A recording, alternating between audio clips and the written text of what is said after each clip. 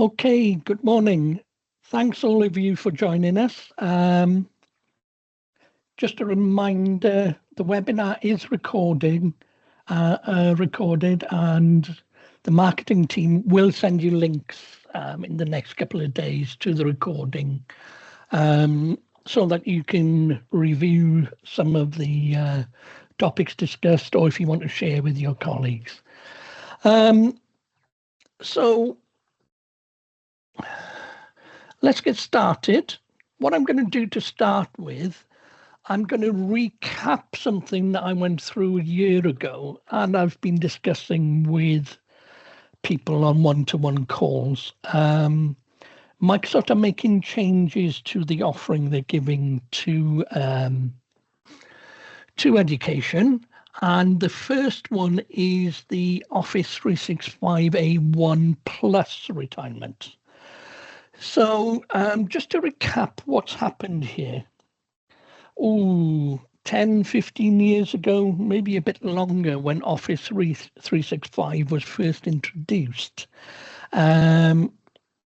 staff and students were entitled to a free copy of Office 365 Pro Plus to download. But at that time, not too many people had actually gone through the process of setting up their own tenancies and allowing these staff and students to get access. So what Microsoft did, they created a Get Office portal where staff and students could go and put in their school email address, and they could get access to that and download it. To facilitate this, Microsoft put A1 Plus for faculty and A1 Plus for student licenses into your tenancies. They put quite big numbers, as you can see there. 500,000 for faculty and 1 million for students. Now, a couple of consequences of putting these into your tenancy.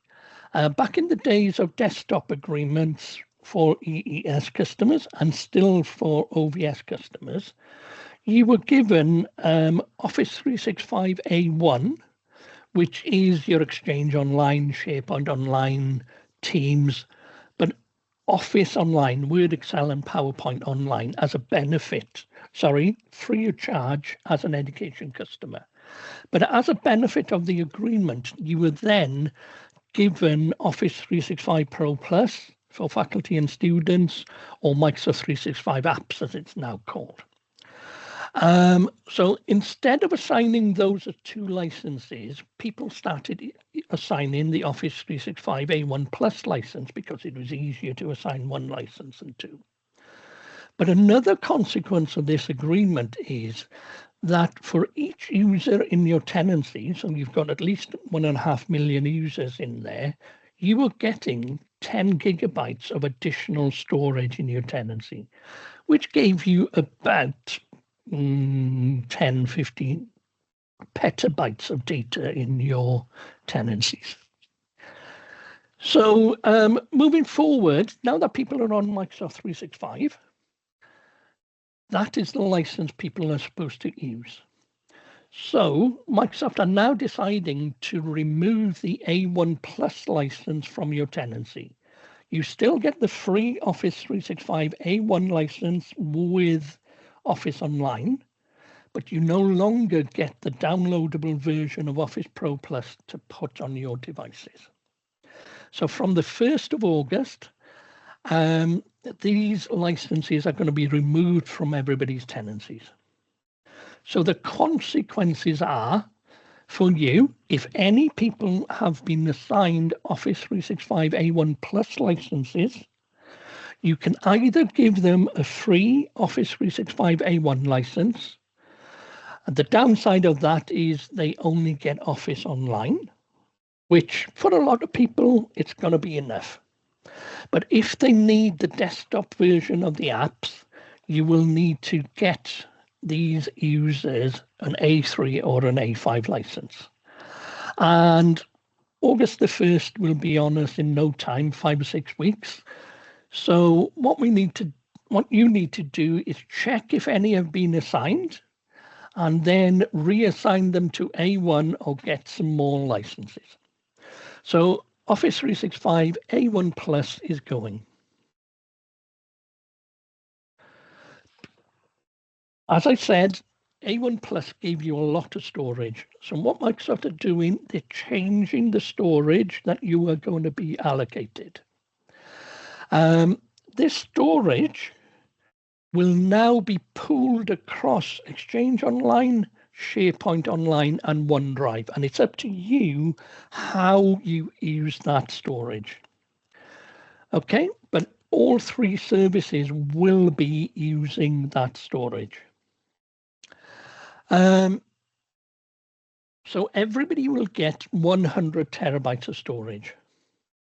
And if you have any paid licenses in your tenancy, A3 or A5, you will get additional storage above that. So if you're an A3 user, you can have 50 gigabytes additional storage for every paid A3 license. And with A5, you get 100 gigabyte for every paid license. Now, student licenses, you don't tend to pay for them. And then in that case, they don't add any additional storage to your tenancy. If you're over the tenancy, there's a couple of things you can do. You can reduce the amount of storage you're using by deleting data that's not needed or unwanted users, for instance. Or you can add more storage in 10 terabyte add-ons. Now, this will come into effect again from the 1st of August. What I have found from talking to customers one-to-one over the last year is that pretty much matches Microsoft stats, which say 99% of you are not going to be affected by this limit. But if you're at 80% of the storage or over the storage, speak to us and we can speak to Microsoft and get a concession put into place that you get free storage until the end of your agreement. But we need to do that before the 1st of August.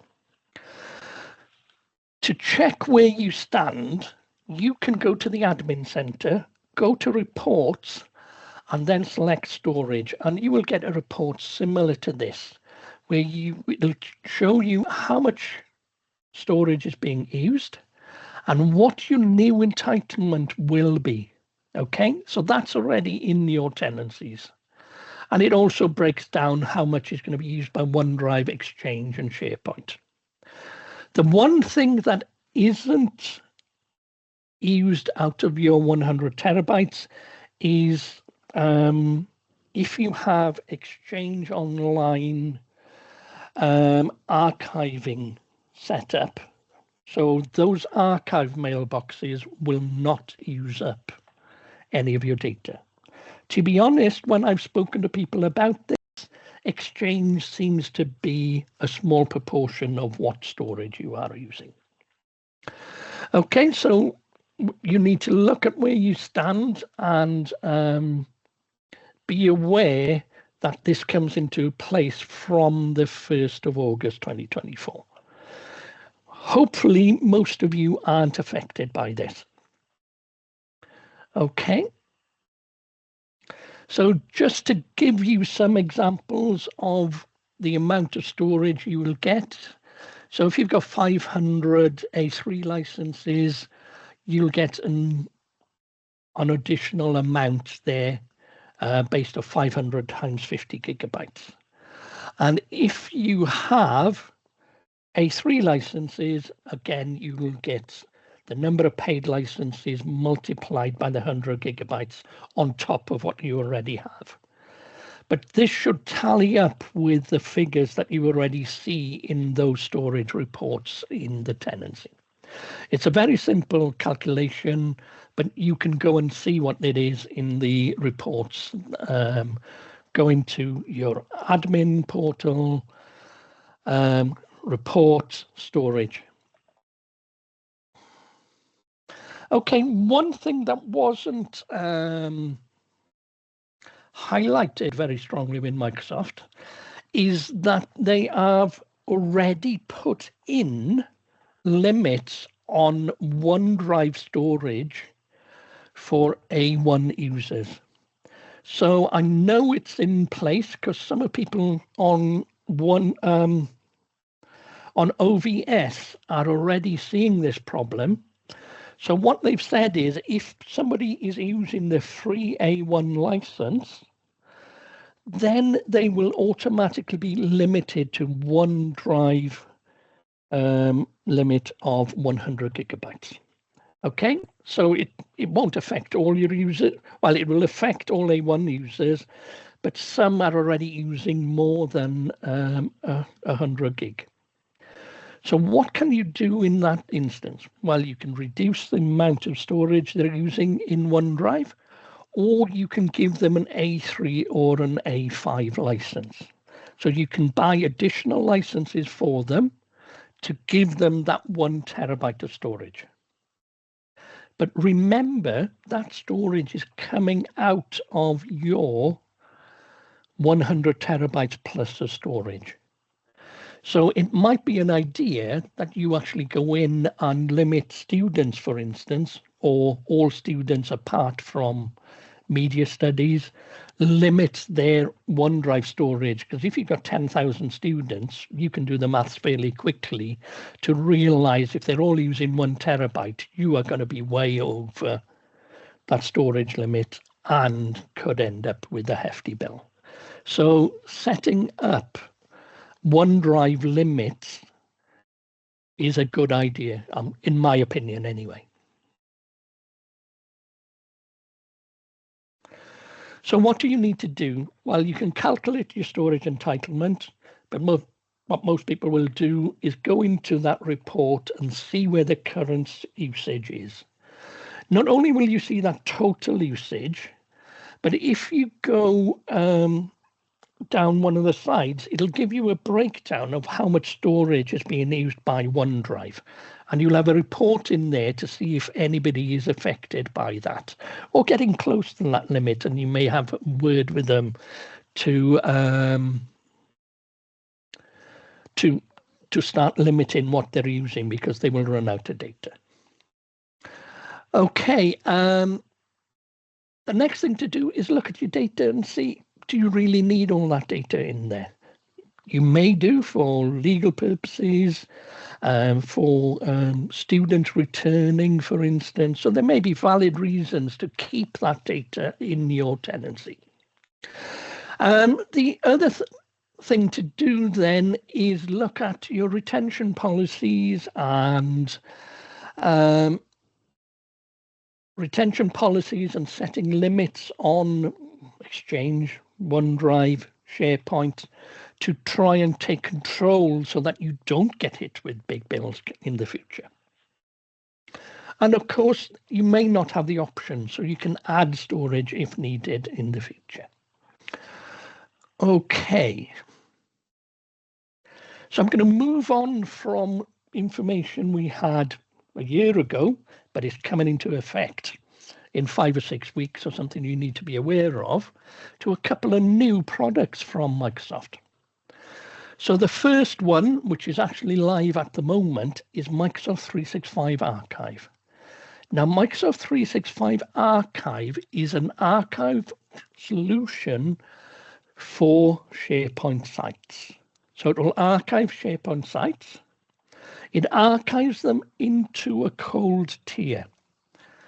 Now, the pricing for this is dependent on where you are within your storage allocation, which is the reports we looked at previously.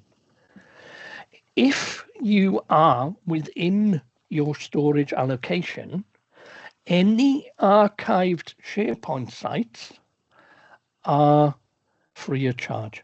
Yeah, because you're because it adds to the storage. It's included in the storage allocation that you use. If you go over your storage limit, then it's charged at 5p per gigabyte.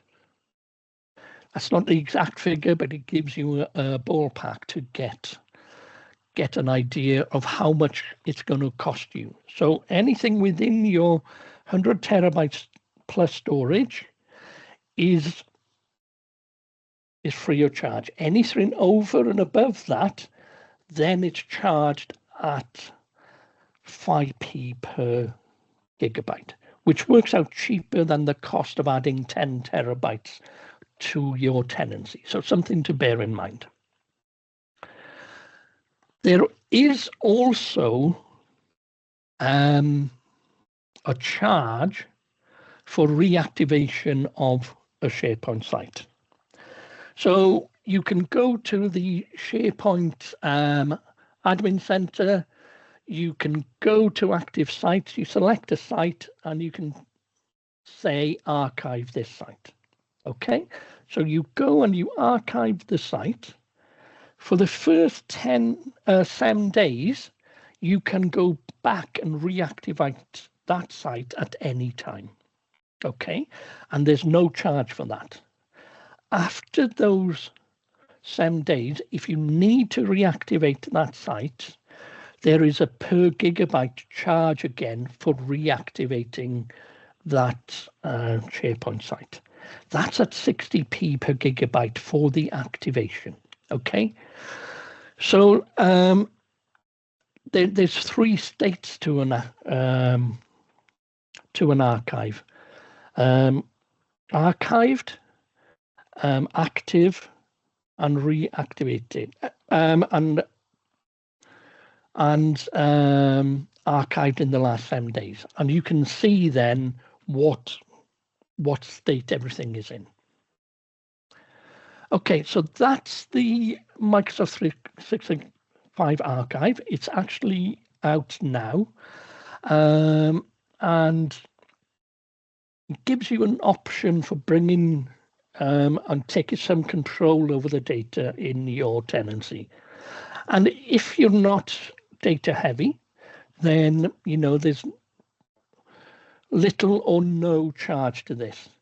Now, once a SharePoint site has been archived, it has the same permissions and everything that you had, and the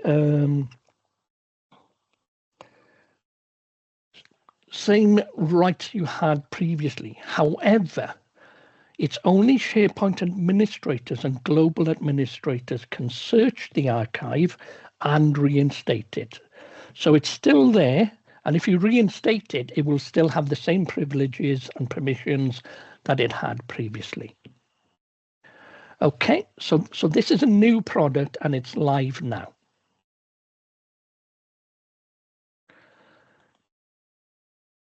Okay, something I thought I'd touch on, something that hopefully all of you are aware of. Microsoft have a shared responsibility model for what they are responsible for in the cloud and what you are responsible for in the cloud. So if you look at on-premise, we're all in heavy blue. That's you, the customer. You have full responsibility for everything.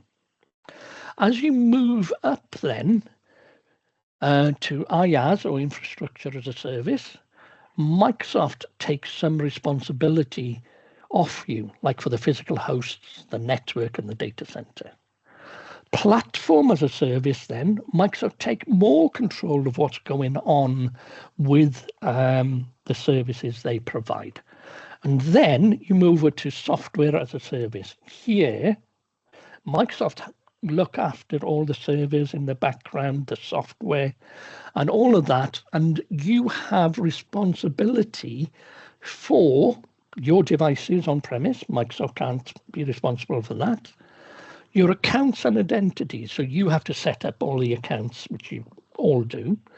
But one thing you may not be totally sure of is the responsibility for your data falls into your hands. Now, Microsoft have some tools in there that give you the option for individuals to restore data that was deleted and bring it back. But Microsoft don't do a backup. They do a backup for recovering from a disaster recovery where the whole geographic location, for instance, might have to be brought back, but they don't do a daily backup for yourselves. So there have been backup solutions out for Office 365 for a while from people like Veritas, Barracuda, Veritas, Veeam. So this has been out there for a while. But Microsoft have now bought out their own backup solution. Now, their own backup solution, it's in preview. So it hasn't got all the functionality of the finished product, and it hasn't got the full service offering on the back of it. So, things might run a little slower. A couple of things that aren't there at the moment is file level backup, but it is coming. So what is the product? So it allows you to back up your Exchange, SharePoint sites, and OneDrives of all your individual users. And you can restore SharePoint sites, individual users, OneDrive, back, and obviously Exchange, back at any time you want. Now, backup, Microsoft will give you a recovery point objective of 10 minutes. So you can go to any 10 minutes over the first 2 weeks. After that, they will keep 1 week blocks of data for you to recover.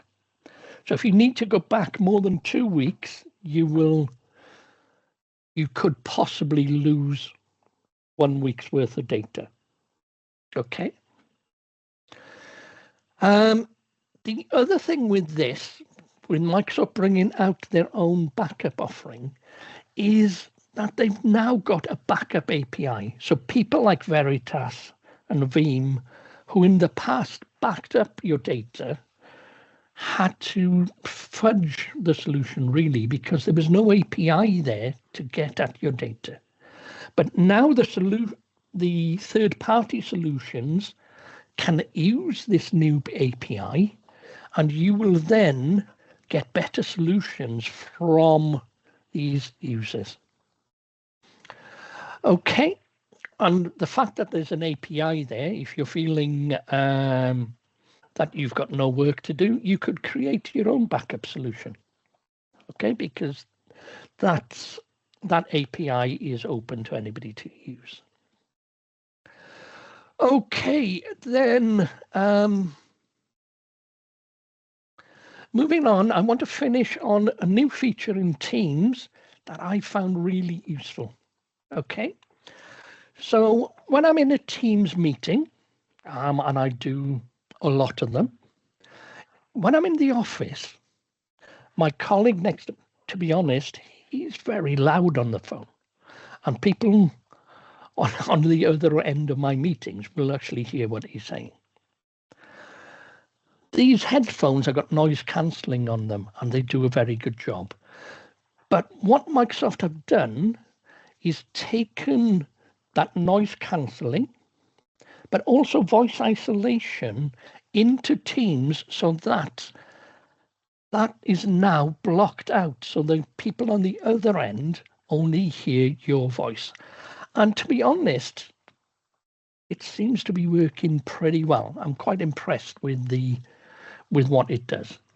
So what you have to do is you go to Teams, you go to Settings, and at the bottom there's a recognition tab. And if you go to that recognition tab, you've got the option of creating a voice profile. What you have to do is you read out a small paragraph into Teams, and it creates a voice profile for you. And that voice profile isolates all but your voice in the Teams meeting. And it works pretty well. And quite an useful feature that I found in Teams. Okay, right. So pretty much on time, which is good. So just so to remind me, we do these webinars every month, and the next one will be on the 17th of July. We tend to do them on the third Wednesday of every month. We don't know what we generally do. Either I talk or I have a segment, and then we bring in a partner. So, but we don't know what's happening as of yet. So Mark's put the links there to register for next month. But you know, that link will have more information when we know what's going to be presented. We also do Adobe webinars, and the next one is on the 3rd July. And again, the presenter is going to be confirmed. And again, the links are in the chat window. Okay, any questions from anybody for all of that, Mark? We haven't got anything yet, but if anyone does have any, please post them in the chat. Now's your chance. I'm just going to launch the poll quickly as well, so that we appreciate if you can just fill that in. It's only sort of 5-10 seconds, and gives you a chance then to feedback any topics you want to see in future webinars. So that should pop up any second.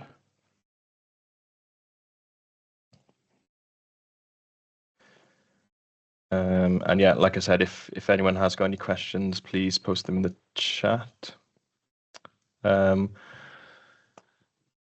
We did have one comment actually on, I believe it was around the M365 backup, saying that it's expensive. So I don't know if that's anything you want to touch on, Eifion. Obviously not go into details. You probably not details of the pricing as such, but do you know roughly how it compares with sort of alternatives? Backup in Office 365 from most people is an issue, because you either backup based on the storage you use, as Microsoft have done there. To be honest, it's in paid preview at the moment. So paid preview means they haven't set a final price for it. So whether it's going to be more expensive or this price moving forward, I don't know, but it is in paid preview. The other option from people like Veeam is that you pay per user. Again, in education, that's not a great solution, because you have a lot of staff, you have a lot of students. So it's an issue, but if you talk to us, we can speak to the vendors, and we'll see what we can do on pricing for you. As with anything, if you've got any questions on this in terms of the storage, what's happening with A1, or if you want access to any of these new products, just give us a shout and your account managers will be able to help. What I don't think I mentioned, both archiving and backup need a Azure subscription. Okay. I know for a fact at this moment, well, not at the moment, because it's live, there's no additional storage costs in archive over and above what is there.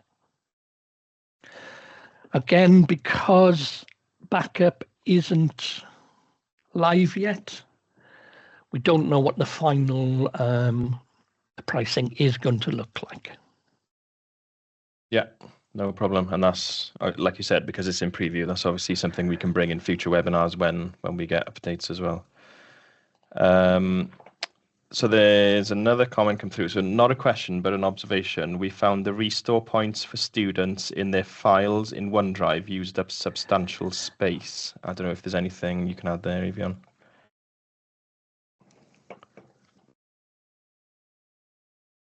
Don't know at the moment. I will look at that and follow up on that one. Okay. Yeah, no problem. Yeah, so yeah, another comment. So Barracuda were the most competitive on the market at the moment and do a price based on FTE staff count, unlimited for everyone else. I think that's just a comment as well. Yeah, and I've heard that before. Yeah. So, you know. Yeah, I think that's all the comments and questions we've got at the moment. Thanks for everyone who has filled in the poll. And yeah, if you've got any more questions, please post them or follow up with us afterwards. And yeah, I think for now, back to you, Eifion. Yeah, okay. Just to say thank you all for joining us again. Appreciate you giving up your time for us. And hopefully see you again next month.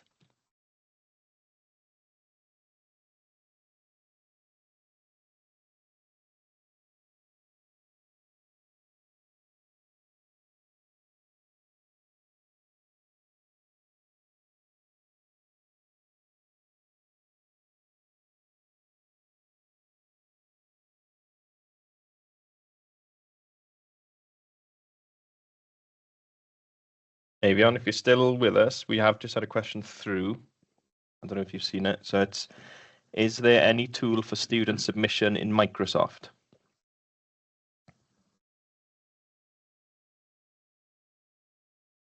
Are you able to elaborate on that? What do you mean by student submission?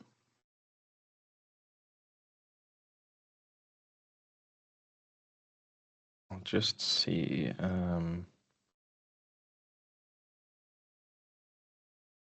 Yeah, I can. I've just allowed microphone. If you did want to come off microphone and elaborate, if that's easier for you. Oh, hold on. It followed up. Okay. Yeah, to submit the academic submission as files.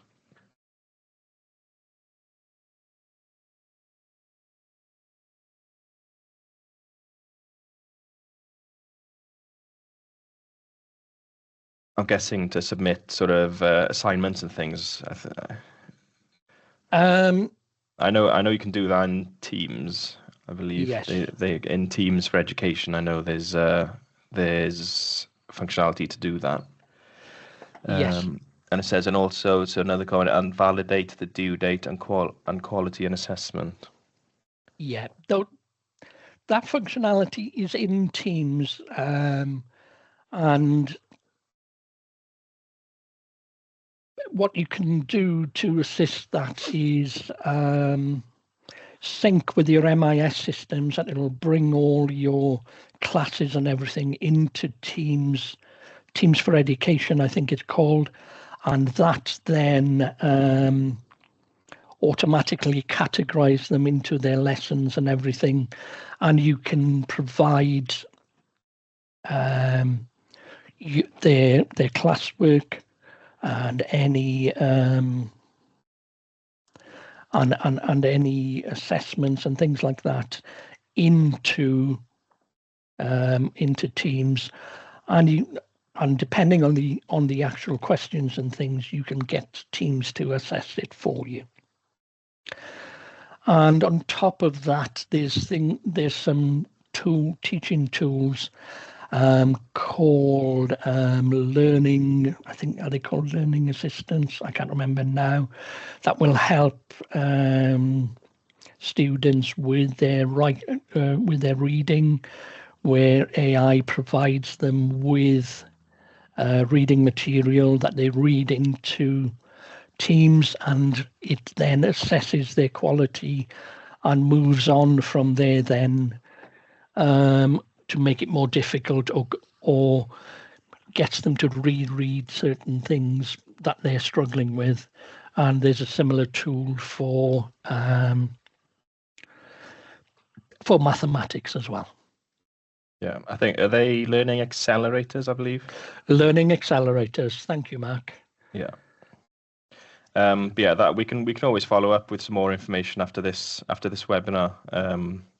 We can get someone to send on some more information around the sort of Teams for Education, how to submit, or the functionality around submitting assignments and things like that. So we can make sure to follow up after this as well. Okay. No problem. Thank you very much. Yeah, and I believe that's everything then. So yeah, thanks everyone.